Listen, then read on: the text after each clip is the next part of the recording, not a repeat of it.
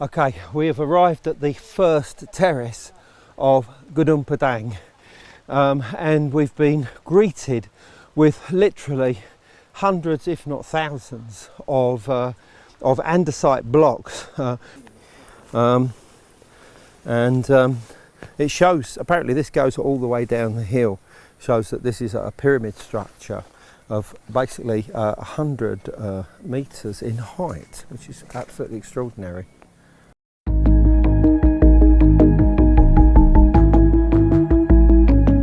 Halo Balakala, jaga budaya. Jumpa lagi dengan aku Ganesh Chandra, si arkeolog indie di Kitab Kala.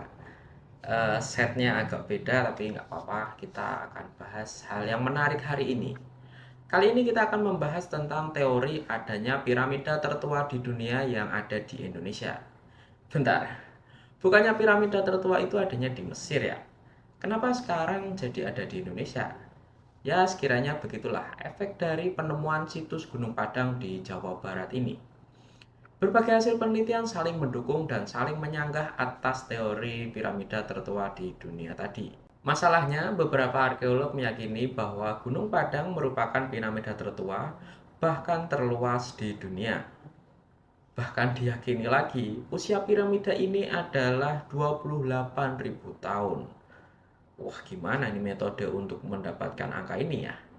Padahal piramida Giza di Mesir aja berusia 4.500 tahun. Jadi lebih tua yang di Gunung Padang dong ya.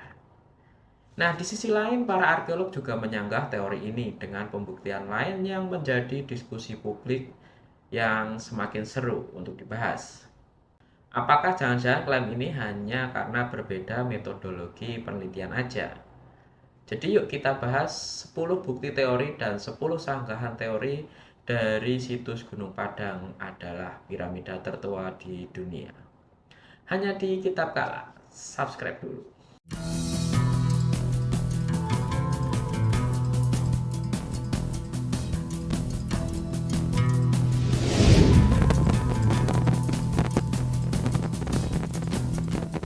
Sebelum bahas lebih detail 10 bukti teori dan sanggahannya, mungkin aku akan jelaskan sedikit tentang apa sih bedanya piramida dan punden berundak.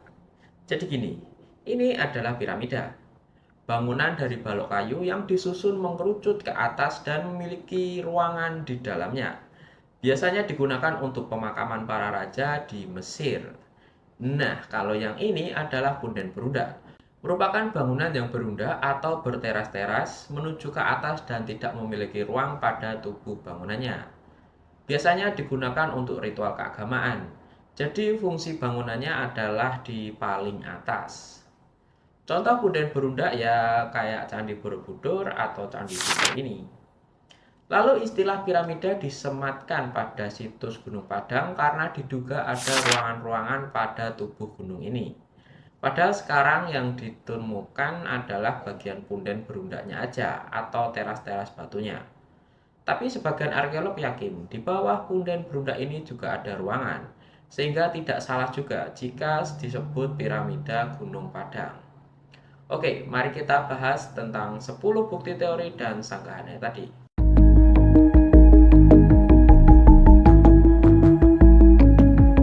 Jadi gini, Gunung Padang sebenarnya sudah diketahui keberadaannya sejak ditemukan oleh N.J. Krom pada tahun 1914.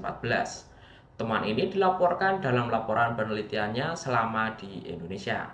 Namun pada saat itu N.J. Krom tidak menyebut nama situs tersebut sebagai Gunung Padang, melainkan hanya mencatat bahwa ia menemukan sebuah situs baru di dekat Gunung Melati. Situs ini kemudian menarik perhatian peneliti dan publik. Hingga pada tahun 1979, seorang warga melaporkan penemuan peninggalan purbakala di lokasi tersebut. Sejak saat itu, Pusat Penelitian Arkeologi Nasional memulai penelitian termasuk melakukan ekskavasi di teras 4 dan 5 Gunung Padang. Pembukaan Gunung Padang di Cianjur, Jawa Barat telah menjadi perbincangan hangat di kalangan arkeolog, geolog, dan sejarawan. Situs megalitik ini diduga sebagai piramida kuno yang lebih tua dari piramida Giza di Mesir. Berikut adalah 10 bukti dukungan teori ini berdasar penelitian berbagai ahli.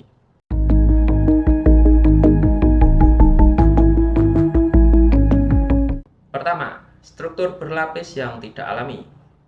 Menurut Dr. Dhani Hilman Natawijaya, seorang ahli geologi dari LIPI, hasil survei georadar menunjukkan bahwa Gunung Padang memiliki struktur berlapis yang teratur dan tidak alami. Lapisan ini terdiri dari material vulkanik yang tersusun secara rapi, menyerupai konstruksi buatan manusia. So my thesis is the one who make a standing stone is not the same as the one who make this altar, make that wall, terrace wall over there. Really? So do you think this relates to the layer one? Yes. This Standing does. rock is layer 1. Yeah. They make this kind of space over there. Right, like a stone setting, as we'd call it. But you think that the rock mound, the altar, is from an earlier period? In the earlier period, yes. Okay. Yeah, too. That's the same period as that's the wall. Rock Okay. wall over there. Right. Okay. Step. There's 3 steps. Okay. Kedua, usia yang sangat tua. Hasil uji karbon pada lapisan terdalam menunjukkan bahwa Gunung Padang mungkin berusia antara 9.000 hingga 28.000 tahun. Ini jauh lebih tua dibandingkan dengan piramida Giza yang diperkirakan dibangun sekitar 4.500 tahun yang lalu. Penelitian ini dipublikasikan oleh tim yang dipimpin oleh Dr. Dhani Hilman tadi. 3. Pola batu basal yang simetris. Batu-batu basal di Gunung Padang disusun dalam pola geometris. Menurut arkeolog Ali Akbar, pola ini terlalu teratur untuk dianggap sebagai formasi alami. Penggunaan batu basal sebagai bahan utama juga menunjukkan tingkat teknologi yang maju pada zamannya. 4. Indikasi ruang dan terowongan. Eksplorasi georadar mengindikasi adanya ruang kosong atau terowongan di bawah permukaan. Penelitian oleh tim dari LIPI menunjukkan bahwa struktur ini bisa jadi merupakan ruang ritual atau tempat penyimpanan. 5. Keberadaan artefak primitif. Tim peneliti menemukan artefak seperti serpihan obsidian dan pecahan batu yang diasah. Temuan ini menunjukkan bahwa manusia purba pernah menghuni atau memanfaatkan situs ini sebagai pusat aktivitas mereka. 6. Jejak peradaban lanjutan. Gunung Padang menunjukkan adanya teknologi pengerjaan batu yang canggih. Menurut Stephen Oppenheimer, situs ini bisa jadi merupakan bukti dari peradaban maju yang hilang akibat bencana besar. 7. Kesesuaian dengan konsep kosmologi kuno. Gunung Padang diposisikan sesuai dengan arah mata angin dan pola astronomi tertentu. Hal ini menunjukkan bahwa pembangunan memperhitungkan faktor-faktor kosmologis mirip dengan situs-situs megalitik lain di dunia. 8. Kesaksian masyarakat lokal. Legenda setempat menyebut bahwa Gunung Padang adalah tempat tinggal para leluhur atau dewa. Cerita ini mendukung teori bahwa situs ini memiliki signifikansi spiritual yang mendalam di masa lalu. Analisis mikroseismik penelitian menggunakan mikroseismik oleh tim kampus ITB menunjukkan bahwa struktur di bawah Gunung Padang sangat padat dan berbeda dengan formasi vulkanik alami. Ini memperkuat dugaan bahwa ada konstruksi manusia di bawah permukaan. 10. Dukungan peneliti internasional.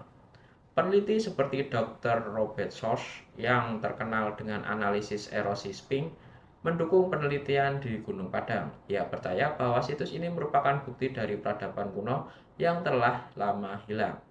Nah, itu tadi 10 bukti teori atas situs Gunung Padang merupakan piramida raksasa yang sangat tua. Sekarang kita simak 10 sanggahan atas teori tadi.